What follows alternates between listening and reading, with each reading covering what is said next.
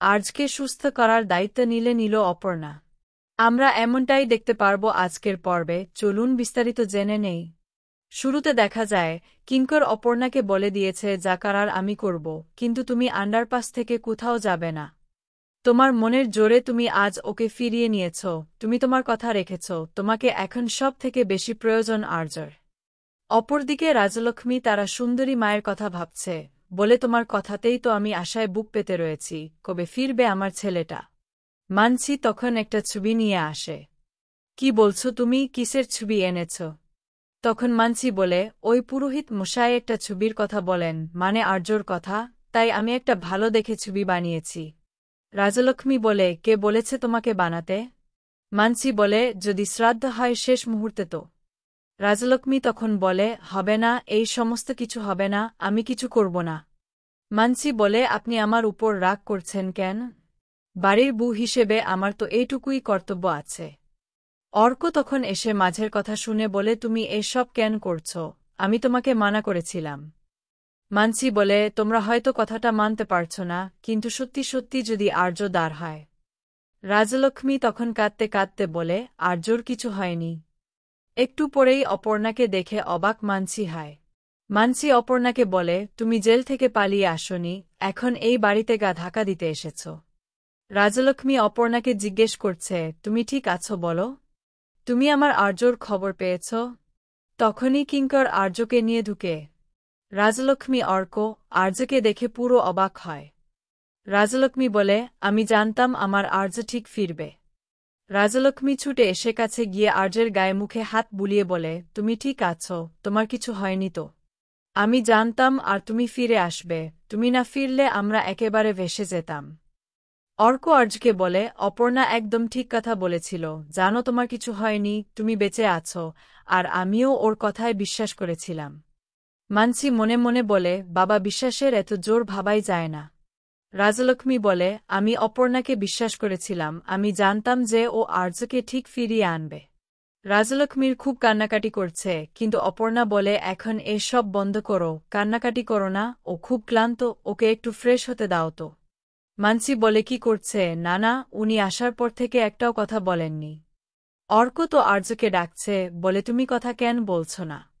রাজলক্ষ্মী অবাক হয়ে ব্যাপারটা দেখে, আর জিজ্ঞেস করছে, তুমি ঠিক আছো তো? আর তখনই রাজলক্ষ্মীর হাত ছেড়ে দেয়, ছেড়ে দিয়ে উপরেই রাজলক্ষ্মীর ঘরের দিকে তাকায়, আর সবাইকে সেখানে দাঁড় করিয়ে রেখে নিজে একাই সিঁড়ি দিয়ে উপরে উঠে যায়। মানুষই মনে মনে খটকা পায়, বলে, অদ্ভুত আচরণ তো আমি অপর্ণাকে করতে দেখেছি, কিন্তু হঠাৎ করে আর্যর কি হল? অপরদিকে আর্য রাজলক্ষ্মীর ঘরের সামনে গিয়ে প্রথমে দরজা খোলার চেষ্টা করে, কিন্তু পারে না। আর্য দরজার সামনে বসে পড়ে, কান পেতে কিছু শোনার চেষ্টা করে। অপরদিকে অপর্ণা খুব কষ্ট পায়, কারণ আর্য কাউকে চিনতে পারছে না।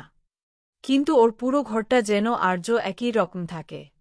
মীরা দৌড়ে এসে বলে, স্যার কোথায়? সে নাকি ফিরেছে। অপর্ণা বলে, ঠিক আছে, তুমি বলো কোনো খবরটা শুনে তুমি বেশি খুশি হবে। মীরা ম্যাডাম বলে, আর্য ফিরে এসেছে নাকি ফিরে আসেনি কোনটা? অপর্ণা বলে, তোমার কথা মিথ্যে হলে তোমার মুখের মান যাবে, তাই যদি সে ফিরে আসে আর তুমি যদি শোনো তাহলে খবরটা সবার কাছে যাবে। মীরা বলে, এখন এসব কথা থাক, আগে আমাকে বলো স্যার কেমন আছে, কোথায় আছে, কি করছে? রাজলক্ষ্মী বলে, শুধু মারার অভিযোগ নাই, কিঙ্কর একজনকে খুনের অভিযোগও দিয়েছিল।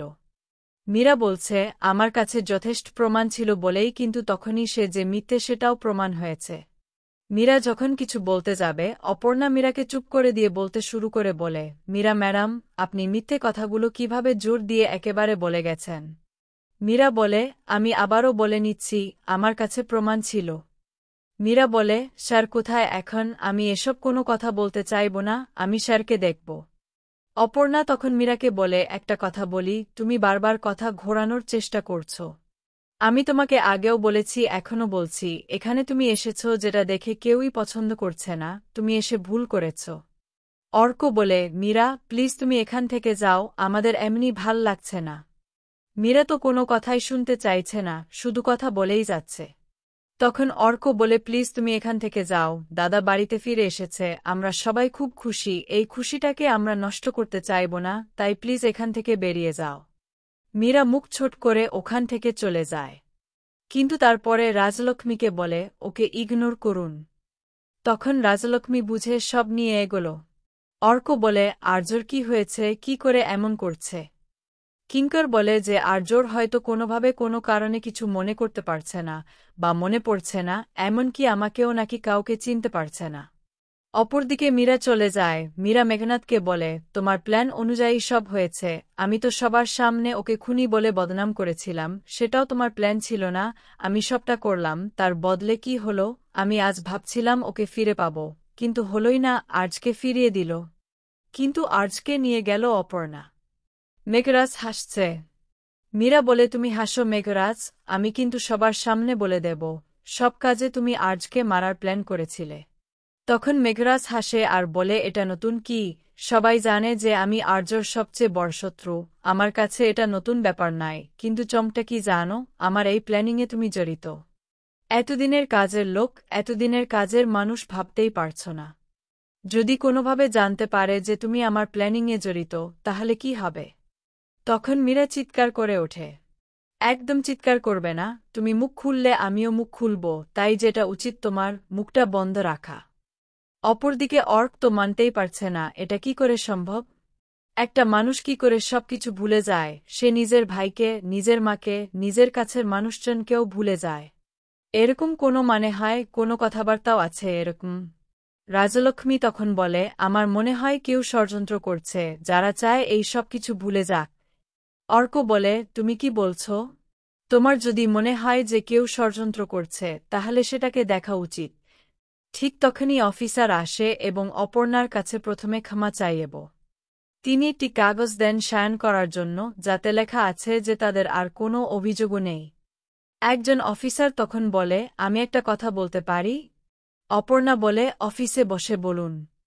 তখন অফিসার জানায় যে পাওয়া দেহটার পুরো অংশে আলো পেয়েছিল, আর সেখানে অপর্ণার ডিএনএ নমুনা পাওয়া গিয়েছিল। অপর্ণা অবাক হয়ে বলে সেটা তো ভুল, এত বড় ভুল হলো কি করে? অফিসার শান্ত গলায় বলে এটা ভুল নয় মিস বসু, 212 নমুনা পরীক্ষা হয়েছে, তাতে আপনার নমুনোর সঙ্গেই মিলেছে। অপর্ণা স্তব্ধ হয়ে বলে মানে সেটা তো কি করে সম্ভব? অফিসার বলে এর উত্তর আমার কাছে নেই, পুরো ঘটনাটাই রহস্য। আমরা এখন নতুনভাবে সব দেখছি। মনে হচ্ছে অন্য কোনো দেহ এনে কেউ মিস্টার সিংহরায়ের জিনিসপত্র রেখে আপনার জিনিসপত্র দিয়ে মামলাটাকে সাজিয়েছে। প্রথমে মেঘরাজের কথাই মনে আসে, কিন্তু অফিসারের সন্দেহ আরও গভীরে যায়। তিনি জিজ্ঞেস করেন আপনাদের কাউকে কি সন্দেহ হয়? নাম বললে তো আমাদের খুঁজতে সুবিধে হবে। তো বন্ধুরা, তোমাদের কি মনে হয় অপর্ণা কি খুঁজে পাবে আসল অপরাধীকে? কমেন্ট করে জানিয়ে দিন। আগামী পর্বে কি ঘটবে জানতে চোখ রাখুন আমাদের চ্যানেলে।